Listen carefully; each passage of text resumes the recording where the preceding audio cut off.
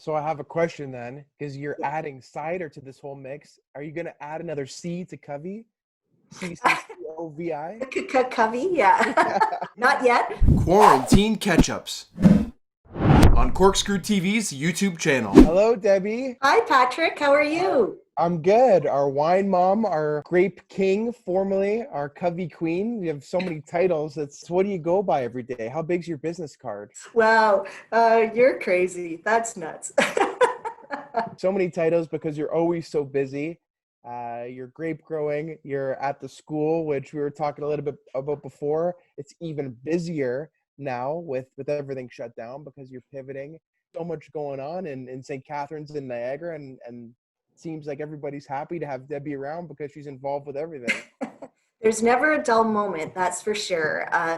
Between, this time of the year on the farm, getting ready for, the new growing season, like you say, pivoting at work, trying to figure out new ways of doing what we do, keeping up to date on the daily workload, and getting the chance to interact with you. That certainly brightens the day. Our first ever episode of CorkScrewed TV that has aired was starting off right in front of Brock University.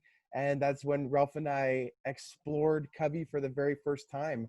And you took us up to the top of the tower where we got to see the entirety of the region from Eamesville to St. Catharines to Niagara on the Lake. You could see all the different regions and the proximity to the lake, the proximity to the escarpment. And then we went down to the barrel cellar for the first time. And yeah. And do you remember how many bottles of wine there were in that cellar? I do, because sometimes I scream it out in my sleep. 44,000 bottles. That's great. And it's nestled right in the bottom of Covey. And you introduced us, and later we got to go down there with Donald Zeraldo. So it's become kind of a second home for us, the barrel cellar at Covey. Of course, we're a research institute, and with that, every year we make more and more wine that we have to store down in the cellar until we finish our sensory evaluation on the wines. So this was going to be the summer, basically every 2 years, that we go through and purge some of those wines to make room for the next lot coming in. Feel a tear welling up in my eye thinking about all the wine, but it's wine that you've been experimenting with and the students have been learning with. That's right. And, they can't last forever. So we have to make room for all the new exciting research projects that we're doing in the Institute. Wow. Always about the educational component. And we love it because there is so much to learn and to know about wine. And as soon as we think we know something, it opens up several more doors of more things that we have to explore. And it's that way on the research front too. We're a young industry, still defining ourselves and looking for new styles of wine, or learning more about certain components that we already wines we already make, or grape varieties we already grow.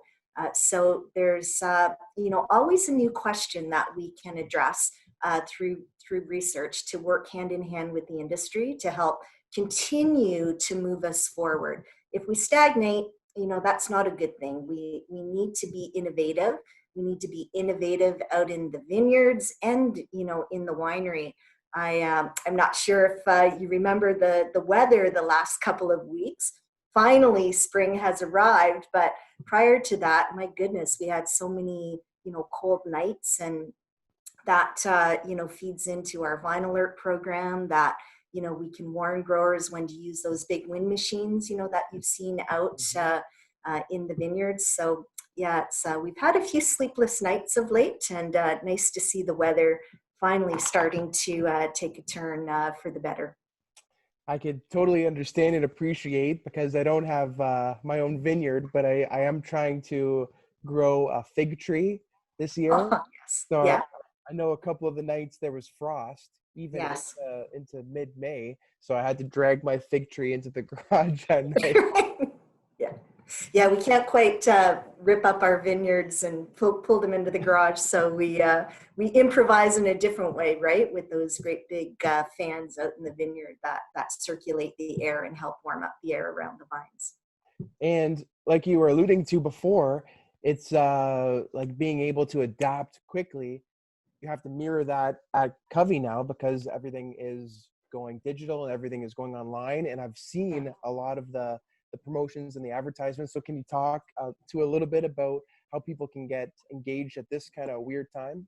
Yeah, so we're offering a whole slew of courses online for wine education. So we are a program provider for the Wine and Spirits Education Trust program. So we have level 1, 2, and 3 courses that are online. We've got a certificate in Ontario wines, which is all about the wines in Ontario and the VQA system.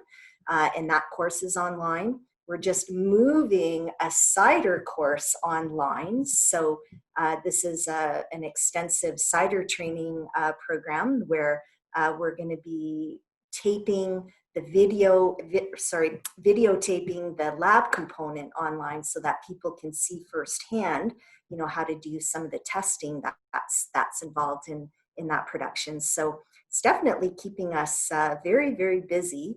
And certainly giving individuals that want to continue with their education, giving them something really interactive to work through. So I have a question then, because you're Yeah. adding cider to this whole mix. Are you going to add another C to Covey? CCOVI? Covey, yeah. Not yet, but we'll see. Yeah. Wow, that's very exciting. And especially for people that are watching the show, they can, watch the episodes and it's just a little bit of a taste. We have the Covey segments with Jim and Belinda and yourself and Gary. And it just kind of tickles the tongue a little bit enough for people to say, hey, if you're into this and you want to know more and you're stuck at home and you're, driving to the wineries to get your wine, there are some options that you can meet these people virtually and learn from them and expand your horizons. So that's very exciting. Yes, it's always great to see the enthusiasm, not only of the community, but from people outside of the community that don't live here, that want to learn more about, the industry and what our grape and wine industry really represents, not only for Ontario, but for Canada and how we place ourselves on the international stage. So these courses are a great way to do that. Of course, I think everybody likes the social aspect of being able to take these courses in person and interact with your neighbors, but we can still do that in a virtual setting. And I think you're seeing more and more of this sort of virtual interaction happening in all different areas of education and just social interactions. So we're adapting. People are adapting, and I think they're really starting to embrace this way of doing business until we no longer have to have that sort of social distancing rules in place. That's amazing. And so for people that want to get involved in the courses, is it kind of you start whenever and like how does it work time wise? Yeah, so there are set times that we run the courses, and that's because there's interaction with the instructors. So it's not just sign up for the course and it's an online version, and there's never any interaction with a person overseeing the program. So basically every month we're offering another slew of courses. So it's best to just come to our website, brocku.ca/Covey. Go to our continuing education component, and all of the courses, online options will be offered there. Awesome. And so because Ralph and I did a show, we automatically go to the top level, or would you suggest that we Yes, start at the bottom and kind of relearn? Yeah, well, we'll let Barb adjudicate that, to just see where you would fit in, amongst your qualifications, at this stage. We know that there's none of this anymore. of the red and white wine Fine. combination. You're So swirling properly now, right? You know, properly you've got swirling, the way to a do little, it in the glass. little bit Yeah. of sipping. So we could talk a little bit about because you've been in a couple episodes. What was your favorite episode? Was it the beginning one where we met you for the first time, or was it the end one where we share quite the love with? Oh gosh, I enjoyed them both because the start, was the start of your journey, and we were so thrilled to be part of that journey.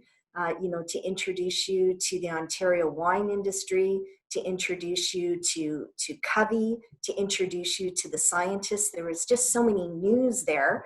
And I know even off camera, you got the chance to interview in that episode, or you got the chance to meet our president, who you later interviewed in a subsequent episode. So there were a lot of firsts on that one. But coming back at the last episode, and being part of that reflection on your journey, that was also very gratifying for me as an educator, as a professor, as the head of a research institute, just to see how far you guys had come on your journey. That I find very rewarding. It's why I do what I do. Oh, well, thank you so much for doing that because yeah, as we're busy editing the episodes and doing the pre-production for one and the post-production for another, and then that episode when we were filming and we were sitting at Ponte Vecchio, beautiful Yes. restaurant, and talking wine, and it kind of hit mid-meal that wow, we have really been on a genuine adventure, and Yeah. it's been quite the journey with yourself, and we're so happy to have a wine spirit guide that we could call upon at any moment.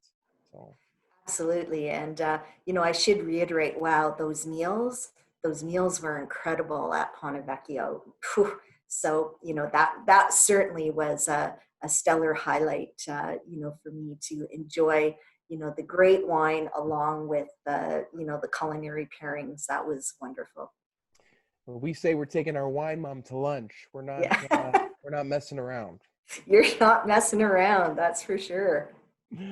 So just to reiterate, for people that want to expand their horizons, they like the show, they want to know more about, and you said that there's a couple streams, one that's wine in Ontario, which there's Yeah. so much to learn, and then one that's, I guess, more of a general Yeah, general education on wine and spirits, and we'll also give you the international flavor as well. So it helps put the Ontario and Canadian context into the international fold. So a little bit of something for everyone, and moving into the other aspects of alcoholic beverage as well, into the growing booming cider industry that many of our wineries are also, tapping into.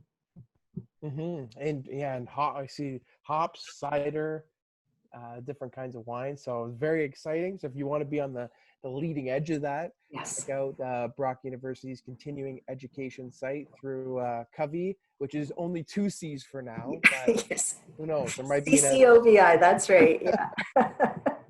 And once again, on behalf of Ralph and I and the whole CorkScrewed team, Debbie, thank you so much. It's one thing to do the adventure and to be learning as we go, but it's another thing to have an amazing safety net of whenever we have any questions or any concerns or need any contacts in the industry, that you're always there.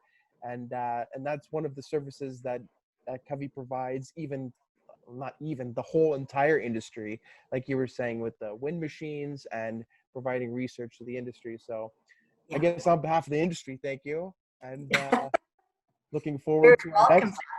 our next adventure. Who knows what that'll be?